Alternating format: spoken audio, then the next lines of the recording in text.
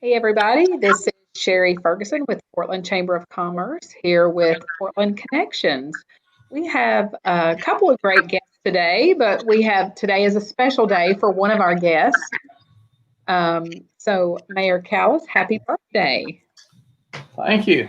Thank you. And I've had a lot of good well wishes today. And I think I'm going to assume it was Brandon Roberts who put it up on our city's Facebook page. And so I've had people hollering at me in the street when I've been walking because they'd seen it, I guess, online. It was my birthday. And I actually got a reminder yesterday from a local person reminding me it was your birthday. So, well, I was just before we went live, I was talking about I've had a couple of Parnell Subtle cakes dropped off this afternoon. If you're not familiar with those, then you're missing out. And one of the funniest things, she makes some wonderful cakes. I think she's getting ready to turn about 94.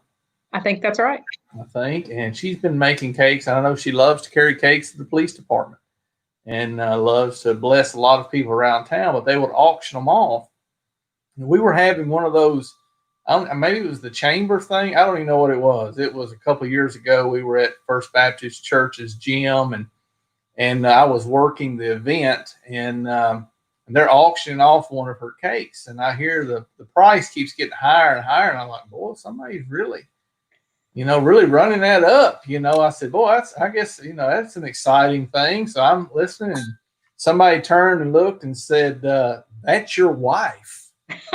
That's bidding on that cake. And I was like, no, not my wife. And they said, yeah. And Miss Parnell said, you know what? I've never had a cake go for that much ever. And she still talks every time I see her, she brings it up. And but no, I've had a couple of them. Had a Hershey's.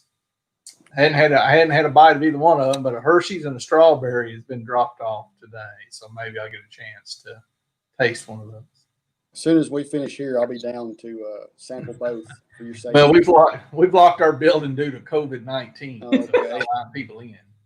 The question about your story is: did your wife realize that you were bidding against her? Did you not tell her that part?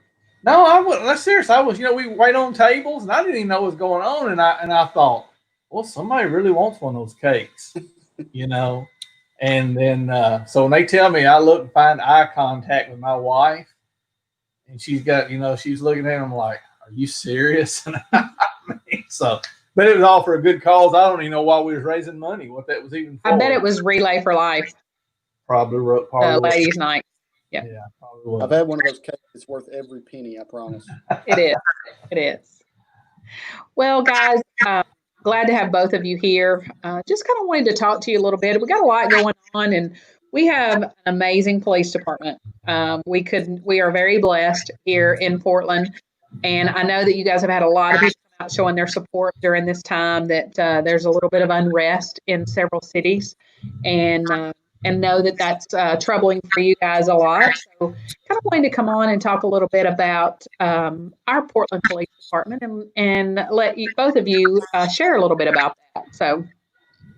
We can start with just what is our let's go back to the basics and start about what is our mission with the police department. I know that we're always looking at the police to help, but what's the mission of our police department? Well, I'll let Jason talk on that, but before he does, because Jason and I have been having some conversations as well, because all these things unfortunately are going on in the world around us. And but I want to hit on something that you said, Sherry, about the support that this community has shown our police department.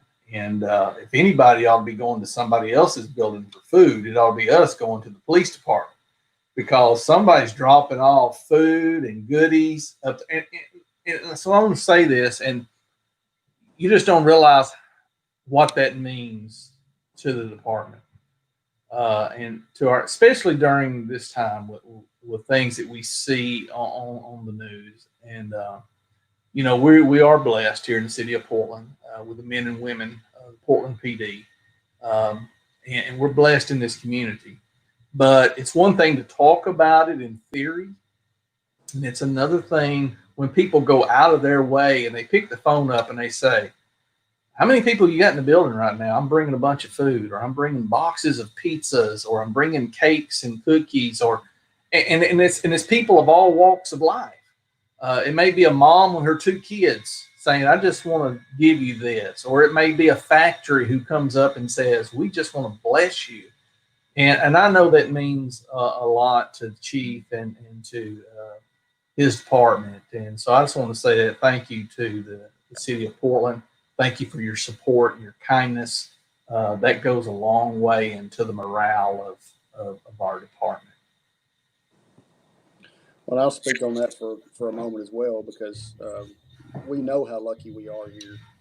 There's some other communities who aren't as lucky as far as people that actually reach out and not just talk about support, but they show it. I made a post on our Facebook page earlier today, kind of referencing that, just that people may be getting tired of seeing, that every day it seems like we post something on there about somebody's brought us something. But, my opinion has always been that gratitude's never silent. And when somebody does something nice like that for us, we want the world to know about it. And I think I think the message gets across both directions. But I can't even begin to address the amount of support that we've seen just over the last couple of weeks. We always enjoy a pretty high level of it, but I've gotten phone calls from people who are CEOs of businesses here in town that I've never met, but they just call to speak to me, just to tell me that they appreciate us and that they appreciate the job that we do, and that they're behind us, and that goes a long way. And we are just really blessed here to have that.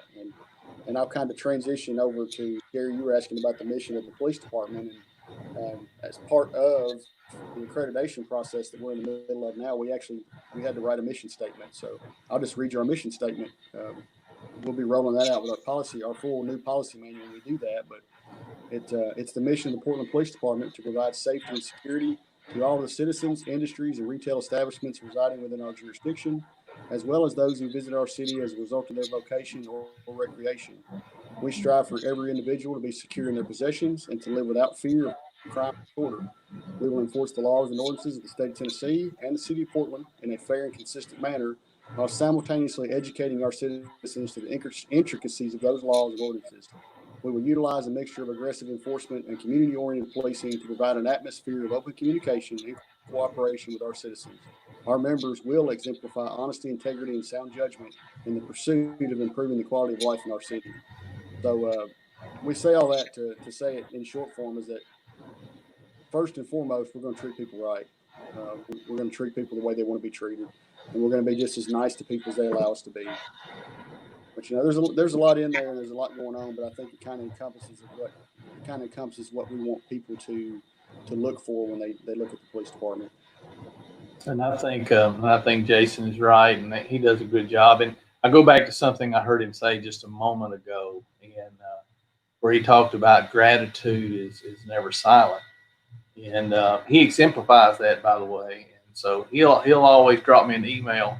So when an officer or somebody has done something, and it may even seem to some people is really not that significant, but it is. And he'll drop an email. He'll email that officer and he'll say, thank you for what you did in this. I'm going to put that letter in your file. He always copies me on it. So to make sure that this is what's happened. And, we get phone calls, and listen, I get it. No matter what you do, you can't make everybody happy. That's not a reality anywhere. But, we get a lot of calls of people who saying, I just want you to know this officer stopped. I was on the side of the road and he helped me. This fireman went out of his way and helped me. This street department worker did this and helped me. We do get a lot of those calls, and we do get letters, and we do get cards of citizens and people traveling through saying, just want to say thank you. And that goes a long way, because somebody had to stop and take the time to write that or make a phone call or to make that statement. And they may think it's a small thing, but boy, I'm telling you what, it's a big thing when you get that, and especially when you go through times of difficulty. And I don't like seeing the country that I live in, that I love, going through unrest and difficulty. I don't want to see that. But I do. I recognize Portland's a wonderful place. Well, and I do realize too that most of the time you don't get the positive notes. People are going to tell you when you've done something that they don't like, or you've had bad service at a restaurant. You're always willing to share that. So when somebody actually takes a little bit of time, writes that positive note and reinforcement about something that somebody, bless them, or has done something, it is very encouraging. Absolutely. So I also want to talk a little bit about the police department with all of this going on. You guys train all the time. You are trained with many different avenues because you deal with so many different things from accidents to domestic to robberies to, so there's so many different things that you guys deal with. So let's talk a little bit about your training and how your officers are trained and what they go through in order to get to where you guys are and how much they do that each year. Well, of course, when you first start, your first step is to go to the Tennessee Law Enforcement Training Academy, and that's I believe that's a 10-week, maybe a 12-week program now. It was 8 when I went, and it keeps getting longer and longer. I believe it's 12 weeks now in Donaldson. So that's a very extensive training program that new officers go through. It basically just gives them the foundation that they need to be a good police officer. It doesn't teach them everything they need to know, but it's a good foundation to get started. And then they come back and for a period of time, they'll do what we call field training with a field training officer, and that's pretty extensive as well. And that's basically on the job training where we have a big, thick training manual that everybody has. We have to prove and authenticate the fact that these guys went through and these girls went through this training that's in this book. So basically, it's exposing them to just about any situation that they could possibly face on a daily basis, and at least having conversations and scenario-based training on situations that maybe aren't as common. But you just try to expose them to a number of those things while they're in training, so they can be observed by a training officer and any issues that might be there can be identified. So that's kind of the initial training, and after that, when you get released from your field training and you become a regular old solo police officer out here on patrol by yourself, the Peace Officer Standards and Training Commission mandates training for Tennessee police officers. And the absolute minimum you have to do every year is a 40-hour training courses. And a certain number of those hours is required things, such as they require us to do a certain amount of child sex abuse training every year. They require us to do a certain amount of emergency vehicle operations training every year. There's a minimum amount of firearms training. So some of those hours I think it's somewhere in the neighborhood of about 20 hours. Those 40 are mandated by the state to be on certain topics. And then usually the other 20 can be just a variety of different things. And what our officers have been doing the past few years is going to the Sumner County Sheriff's Office lets us sit with their in-services, a couple of our officers each time they have one. And they do the required training, and then they fill up the rest of the week with just something that's significant for that time frame. Last year, I think we did some traffic stop training. They call it stops training, just some officer safety type stuff, de-escalation training that they've done before during that in-service, and just things like that. And then there are also officers that go to specialized schools throughout the year. Like some of our detectives, for example, will have the opportunity to go to maybe a 2 or 3 day course on just a variety of things. An example is when I was still back in CID as a detective, I went to a digital forensics school one year, which was like 3 or 4 days long, and just was basically a refresher course on types of technology that people use these days to commit crimes and that kind of thing. So you're right. The training it's always going on. It's pretty much constant, and even when we're not in some sort of class, we find opportunities throughout the day for training opportunities, even when we're not in a classroom setting. So, if an officer goes out to a call that maybe could have been handled a little differently, that might be we use as a training opportunity and come back to the office and talk about it. And maybe it's what you did worked, but maybe you could have tried this next time, or maybe when this person says this or does this, maybe you try this instead of what you did. And not really that they did anything wrong, but just different perspectives on and different styles of policing that we try to incorporate. So we're always looking for training opportunities when it comes to that kind of thing, because obviously you can never have too much training, and the world changes every day. Technology changes, people change, and so we have to stay up to speed with that kind of thing from our end of it. Well, and I know that even like you say, you come back from a situation and you're thinking, how could I have made that better? That's just typically what any officer, as well as even in my job, the things that I do when I leave a meeting or something that I've done, I'm thinking, what could I have done to make that better? And I know that your guys would are always looking at doing that as well. One thing that I've made a comment about is I watch a lot of crime shows, and they solve a lot of things in an hour on TV. And I know that doesn't happen in real life. And it seems like that I have a lot of great ideas that if I was a police officer, what I would do. But in that situation, it's a whole lot different. It's a whole different ballgame. So no matter how many crime shows you watch or how much that you see on TV, it's different when you're standing in there in that position and dealing with that, I'm sure. It is, and obviously, I guess there's some crimes that get solved in an hour, but anything that's in depth usually is not going to get solved that quickly because obviously everybody knows that government moves slow anyway. But when you take into account when we process crime scenes, we send things off to the Tennessee Bureau of Investigation lab. We're talking about a lab that handles stuff for the whole state, so there's always a backlog, and that takes time. And then obviously, I always told everybody when I work cases in CID as a detective that we never want to get in a hurry because we only get one shot to do this right. We want to make sure we do it right the first time, and if it takes a little extra time and nobody's in danger while we're taking that extra time, then that's what we want to do. So I think a big part of police work is patience, and there's two sides to that. It's the patrol side. You obviously have to have patience when you deal with people on calls and on scenes that they're upset and they're not mad at you, but we go from one person's worst day of their life to the next person's worst day of their life, and there's emotions involved, and those are things that come out and that we have to deal with on scene. So it's important to be patient there. It's also important to be patient when you're working investigations because you only get one shot at it. If you mess it up the first time, you probably don't get another shot. Yes. Well, and you guys see some terrible things. And I know that you guys take that home with you, and that's just in everyday life. And then in everyday scenarios that you're dealing with. Well, today we have a lot of things going on around in other communities that I could not imagine living in the communities that have had to deal with some of the things that they're having to deal with. But luckily, we're not here. But even at that, those are your brothers in blue that are dealing with some of the things where they're struggling. How is the morale of the police force here, and how's everybody dealing with that? And what can we do to help lift you guys up and let you know how much we support you? Well, as far as the community goes, I mean, keep doing what y'all are doing. Bringing food up here is a great thing. We enjoy it. But the message that I always give to our people here, and the morale is pretty good here. The message that I send is we live in Portland, Tennessee.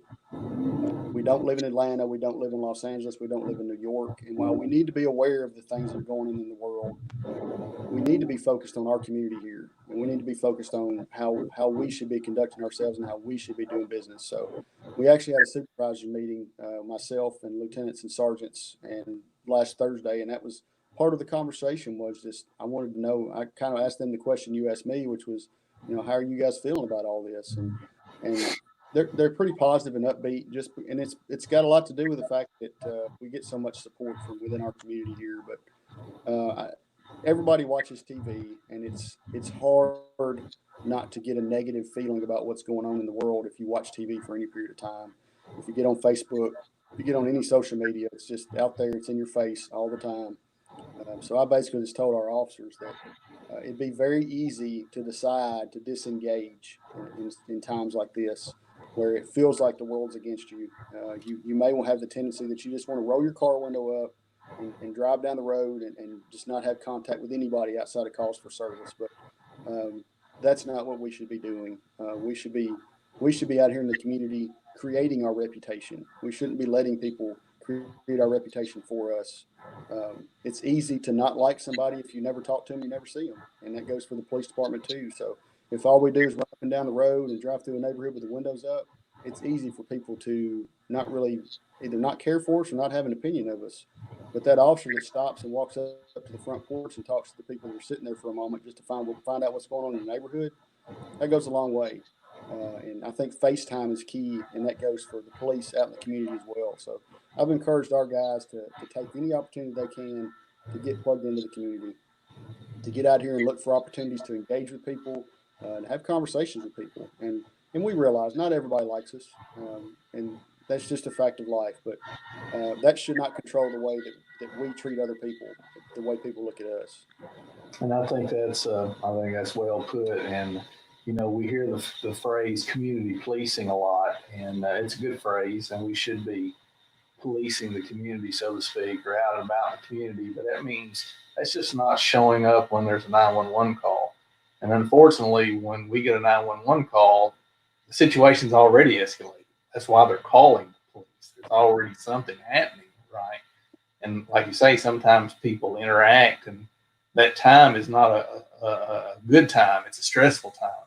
And I've said it many times, everybody loves a fireman and everybody hates a cop. That's what it kind of seems like sometimes, because, fireman never gave you a speeding ticket. You know what I mean? And we joke about that with the firemen and the police here in the community, kind of go that back and forth. But it's about being out there, being visible, continuing to promote excellence. I think Chief Williams has been doing that. He's got a motto that he's been working on. I mean, he gets promoted into chief, and then we have a pandemic and a lot of other stuff going on in the world. But he's trying to promote that and model that. I mean, Chief Williams will get out and write tickets. He'll get out and make stops. He'll get out and be in the public. Matter of fact, he'll get so much in the public that the law gets called on him.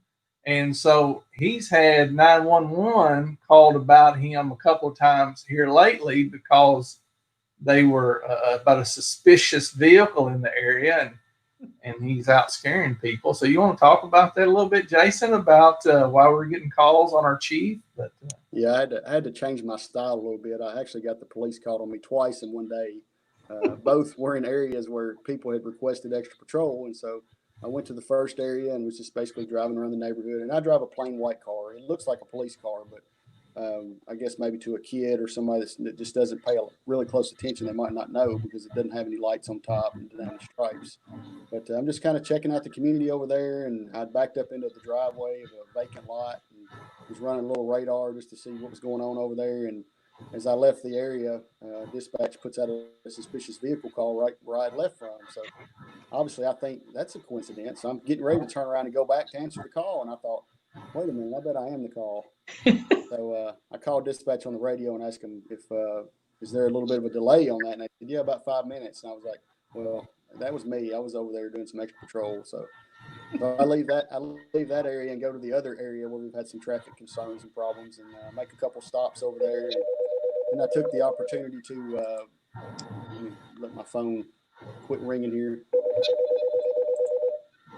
Took the opportunity to go over there and make a few stops, and I saw some kids out playing at the end of the driveway, and so I pull up just to talk to the kids, and I've changed my style because now I make sure I get out of the car immediately so they can see my uniform, because I'm talking to these kids, and it becomes apparent to me that they don't realize that I'm a police officer.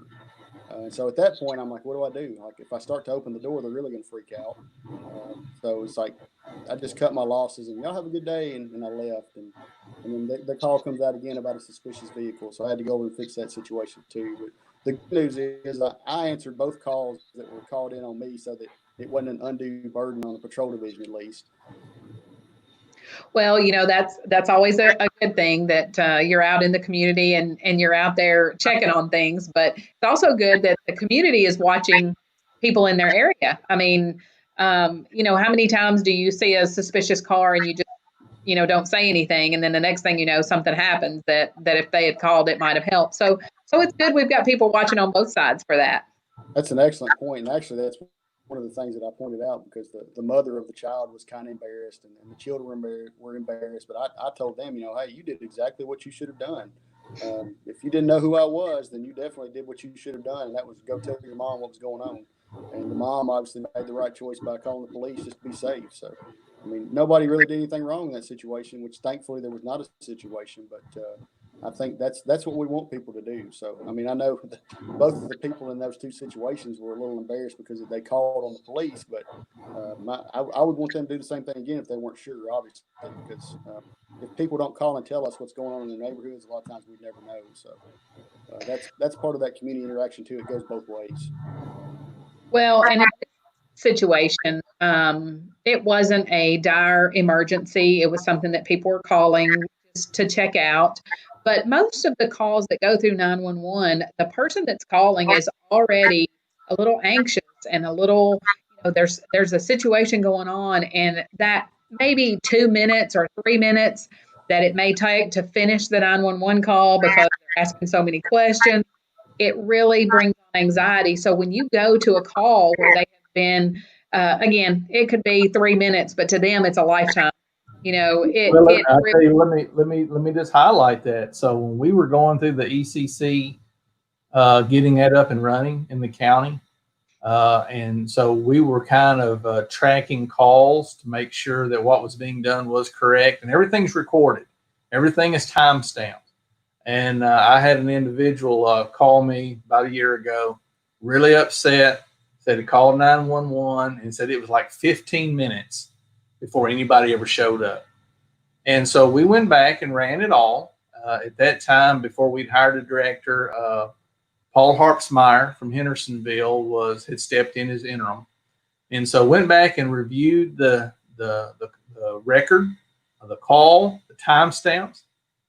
From the time the call got in until actually somebody was on the scene was less than 4 minutes. But in that person's mind, it was if it had been at least 15 minutes. And so he took the time to personally go out to the person's home, show them the records, talk to them. But in that moment, because it was a very stressful situation, it seemed like it was an eternity. And I get that. That happens a lot because we're wanting something to take place real quick. But you're exactly right, Sherry. It's if you're calling 911, whether it's a medical issue or some type of criminal situation, whatever's going on, it's stressful, and things run together. That's the reason why, and I know that Chief can talk to you about this. I'm sure they've done drills on that in part of training. That's the reason why when they ask eyewitnesses that all seen the same thing, they can't get the same description. And they say, well, I was an eyewitness. And the people they describe are completely different from one another, though they say they were all on the scene together. And it can be a little confusing because in the moment, things get a little jumbled up.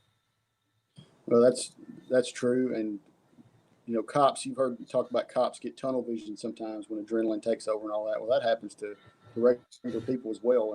And what you're talking about is a definite byproduct of that type thing where, a very stressful situation happens. This person sees this incident through the lenses of their adrenaline and whatever else is going on with them. And they'll swear up and down that it was a white truck. And then turns out, we get through the investigation and we end up, closing the case or whatever and find out that it wasn't a white truck. It was actually a black car. And, sometimes you have to actually show people video or a picture for them to understand that That's right. What they saw is not actually what happened. But yeah, that does happen from time to time.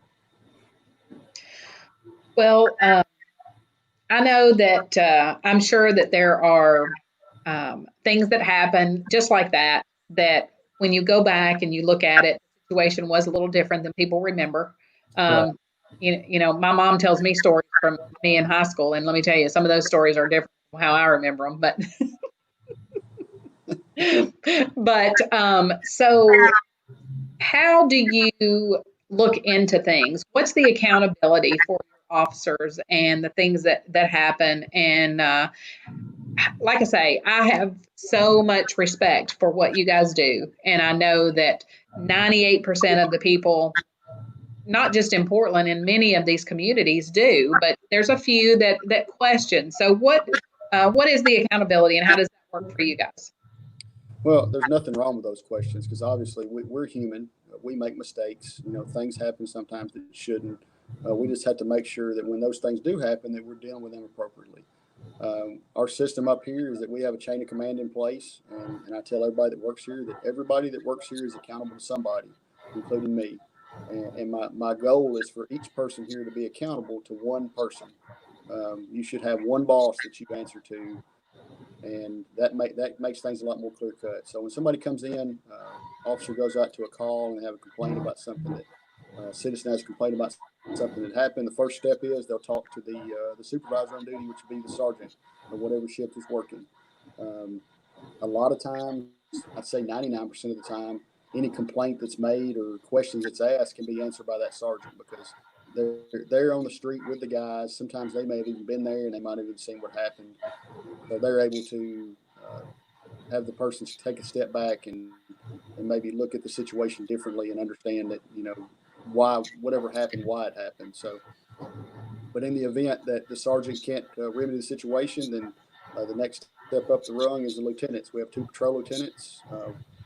One supervises 2 squads, and the other one supervises the other 2 squads. And if the sergeant can't get a resolution, the lieutenant takes it over, and from an administrative standpoint, and tries to look into what was going on.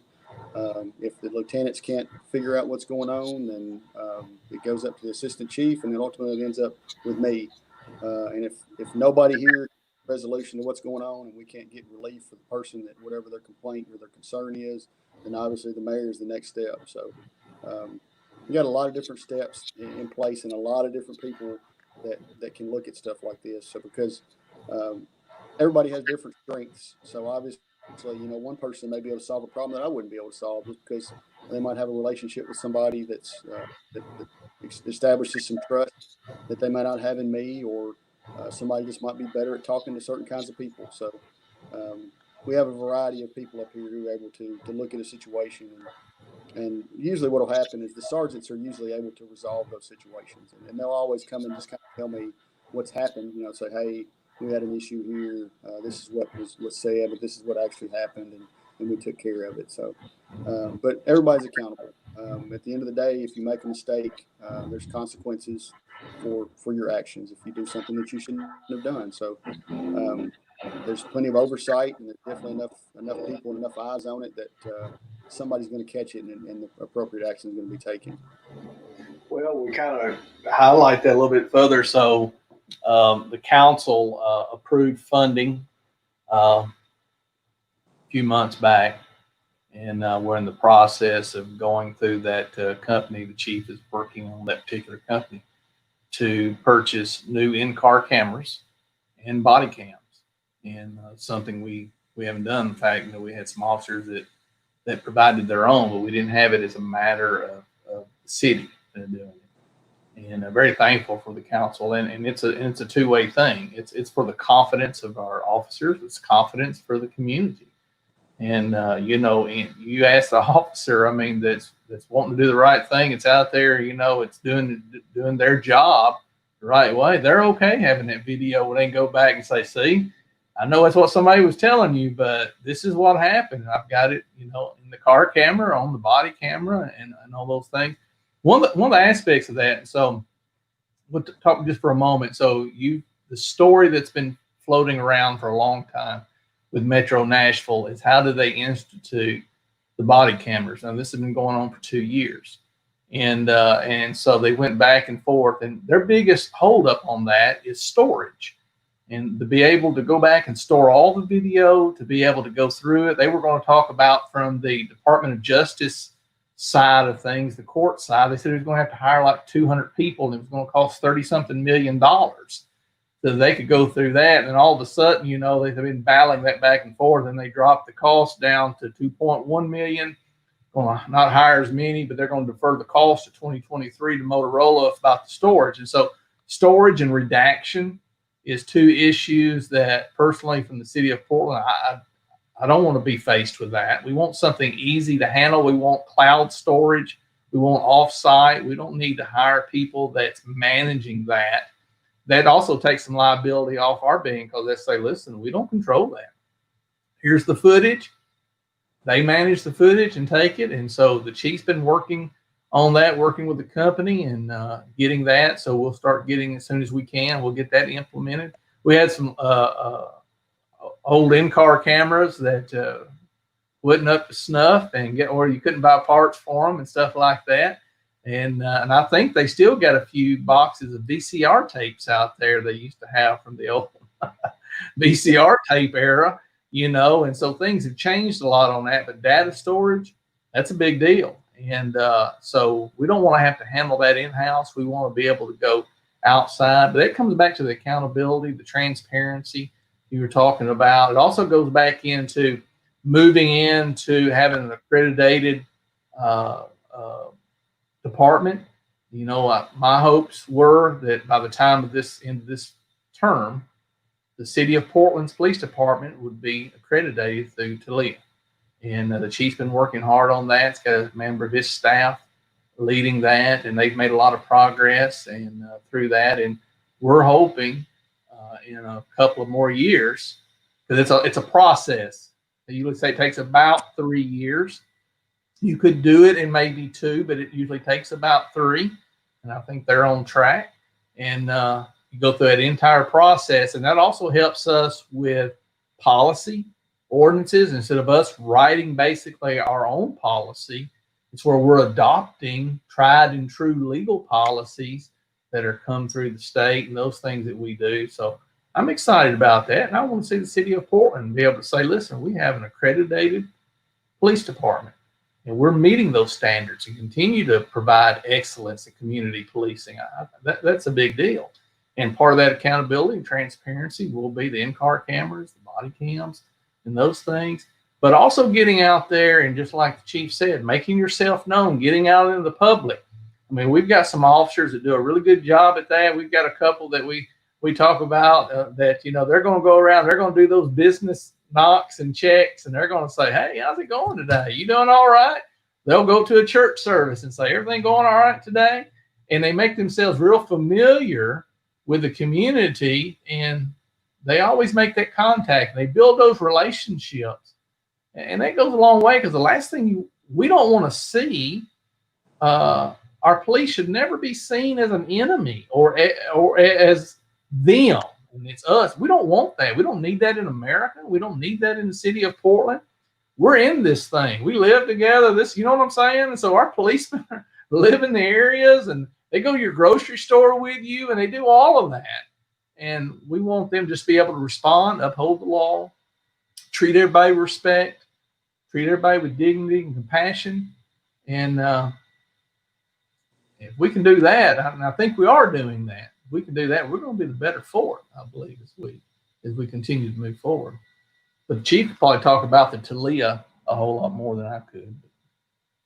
Well, I'd like to touch on a little bit of what you said there, and then I'll roll back to the accreditation thing. But one of the important things to realize is you can't build goodwill with people during bad times. It's not the way it works. Your goodwill is built when things are good.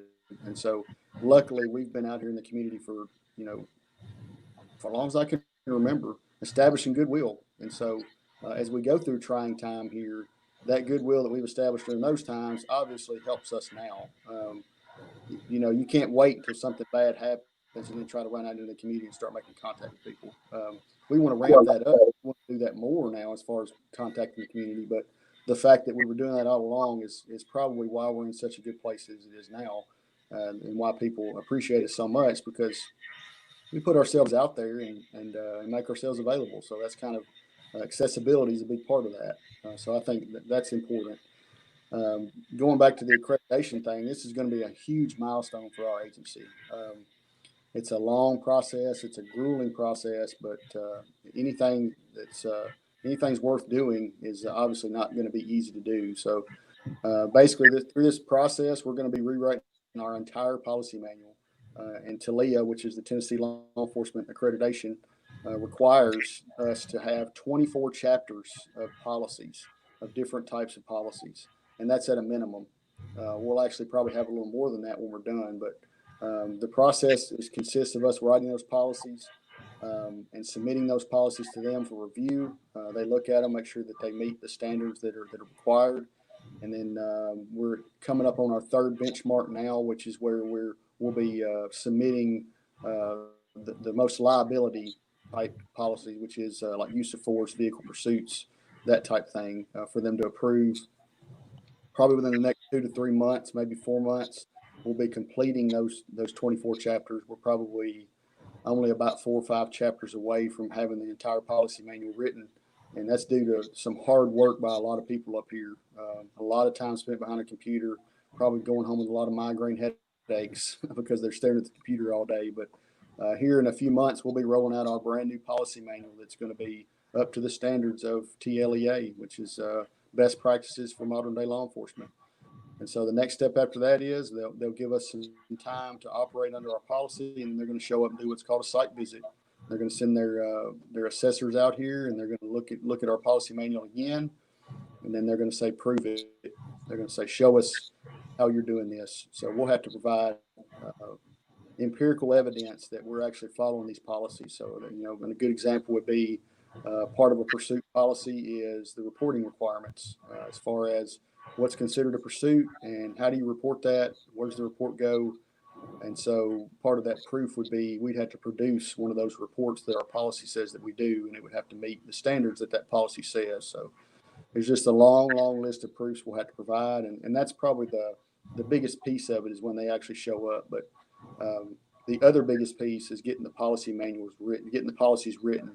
And we're probably 75 to 80% through that part of it. So that's the good news. I think we're ahead of schedule, but we'll just have to roll this policy out and just spend some time making sure everybody's familiar with it, making sure everybody understands it, and making sure that people are doing the things that are written inside the book. Well, I'll tell you something else that Jason has taken on. He talked about earlier in the beginning, we talked about the FTO program. We're training those officers when they first come on. Well, he's tapped a couple of the officers and said, listen, let's rewrite the FTO program. And what's that look like? And how do we do that? What's that's best for the city of Portland? We bring an officer in, and all officers, regardless really of their background or their history and experience, we bring them into Portland. They need a period of time to be in the FTO so they can be familiar with our community as well.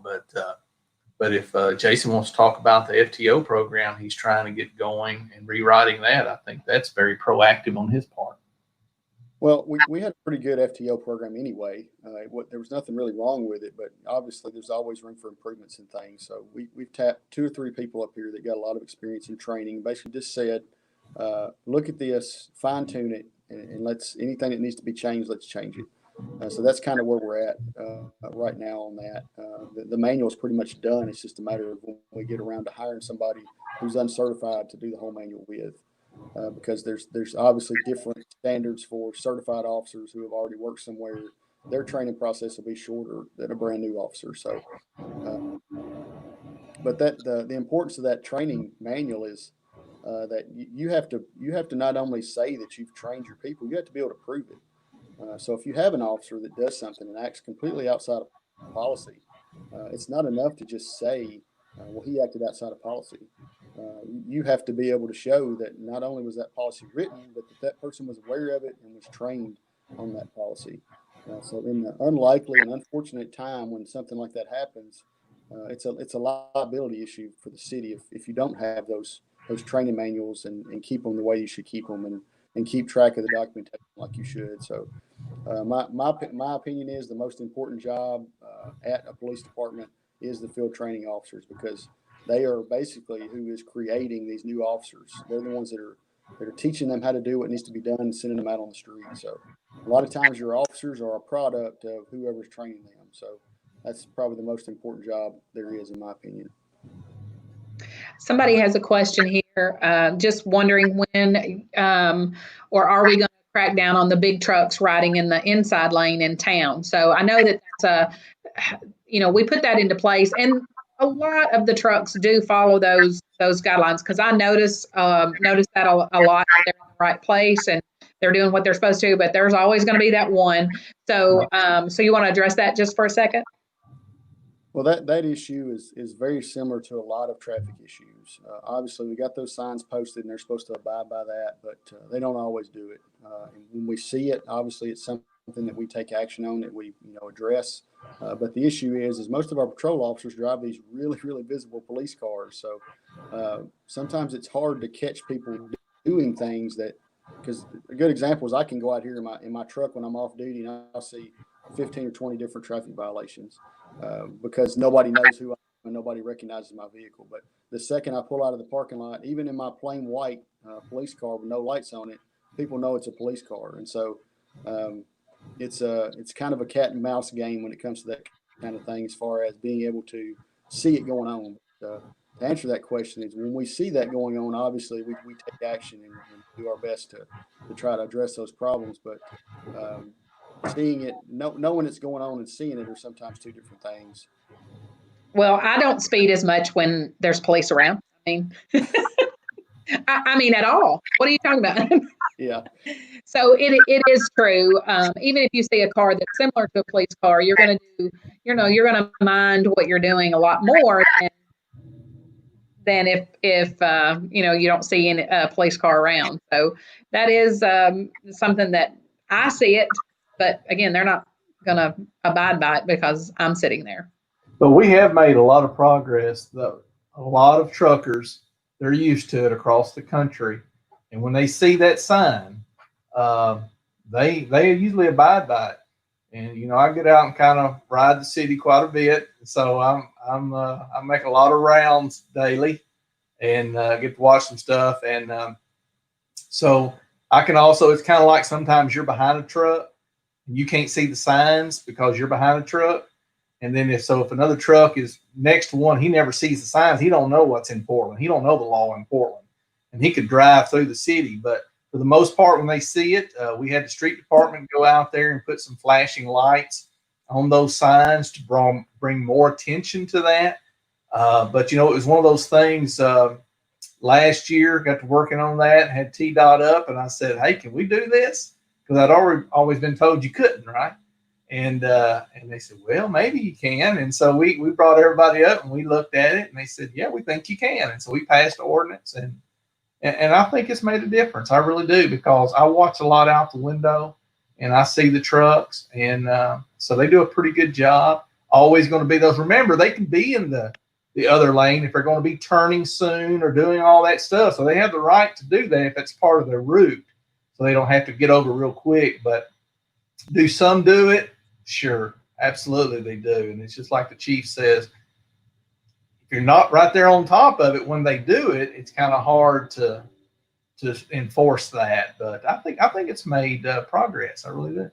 I think it has too. I can tell a difference in the number of vehicles, number of large trucks that are in that center lane. But one thing I want to touch on is a lot of times we don't think about sometimes the things that we say to our kids. And my granddaughter, for one, used to be scared to death of the police. I mean, it was one of those things, and I think it come back to, oh, there's a police.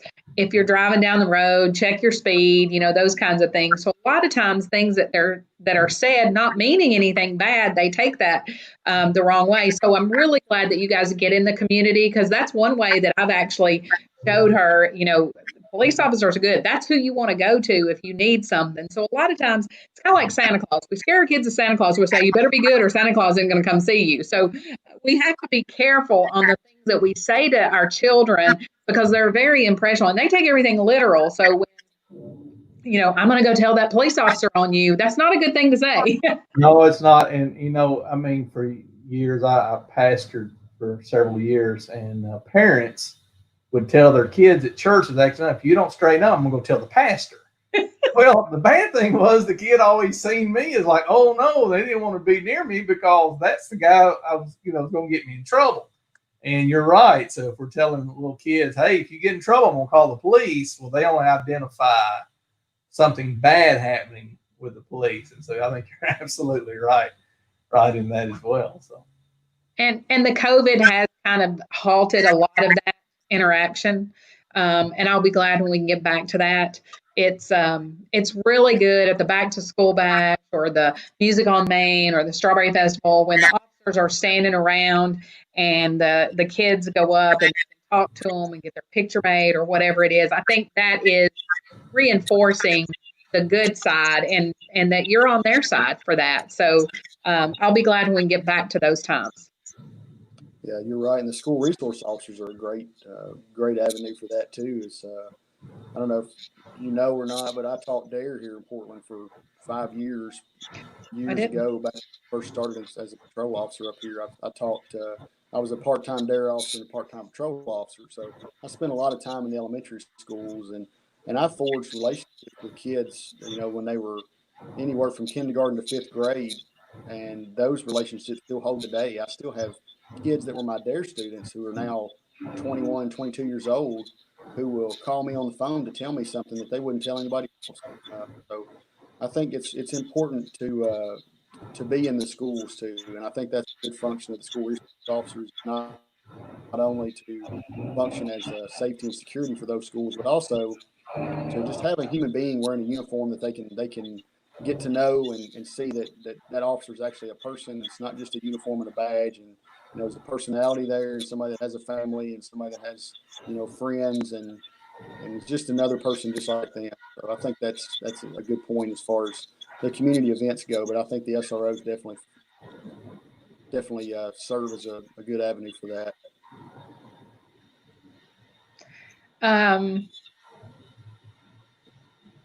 Somebody's just mentioning that sometimes the special need kids are scared of them and visiting the school. So sometimes kids with autism and things like that, it's good if we can build those relationships with them as well. And again, you guys do a great job at that.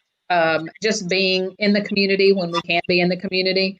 And like I say, I look forward to those days coming back. So do you guys have any other things you want to touch on? Again, we do appreciate everything that the officers are doing here in our community. We do live in the greatest place in Tennessee, in the United States. I'll tell you, I'll put our officers and our community people up against anybody because we do have a love for people.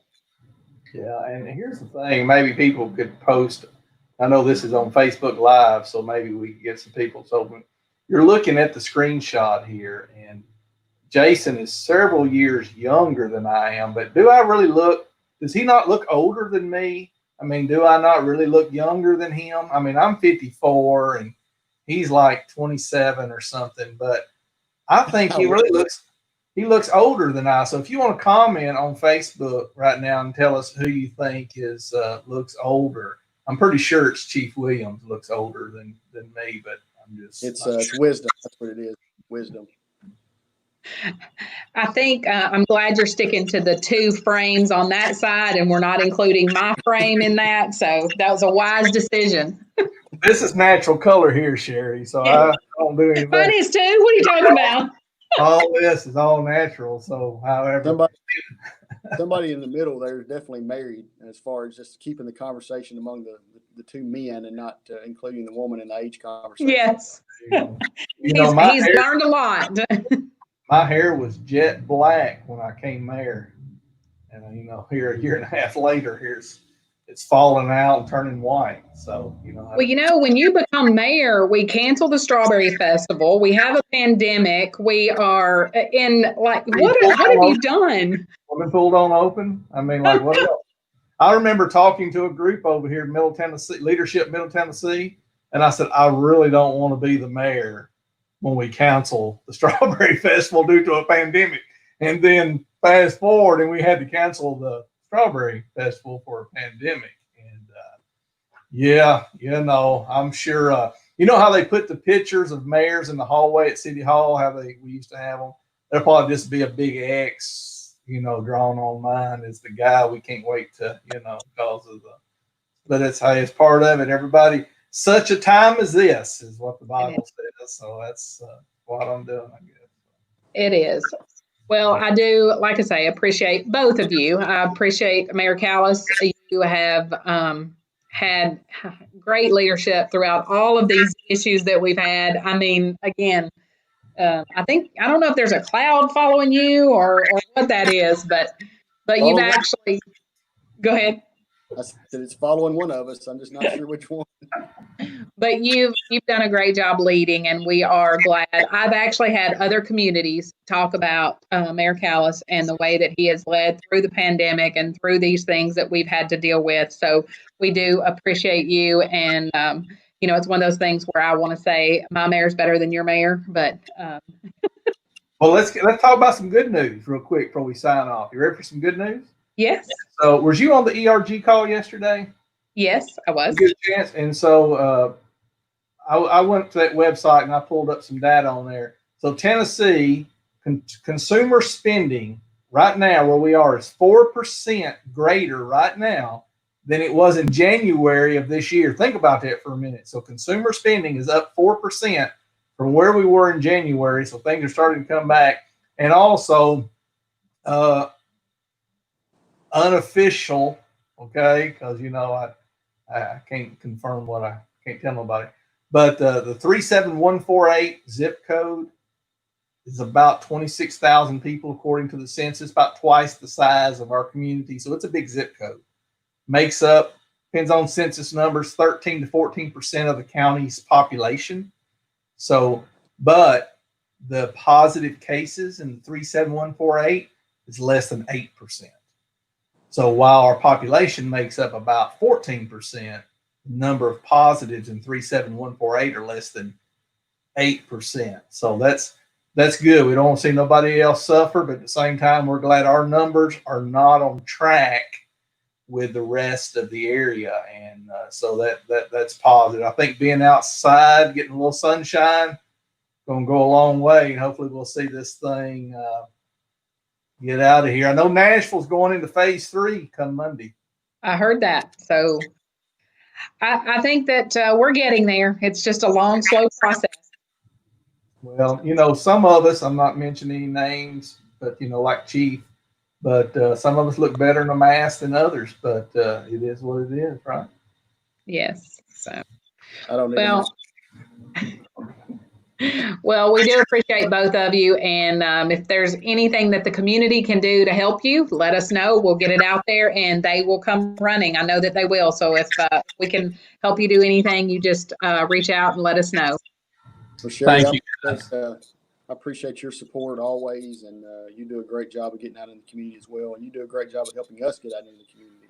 Yes. Facilitating that. So appreciate that. We appreciate our community as always. And Mayor Callis, always appreciate your support as well.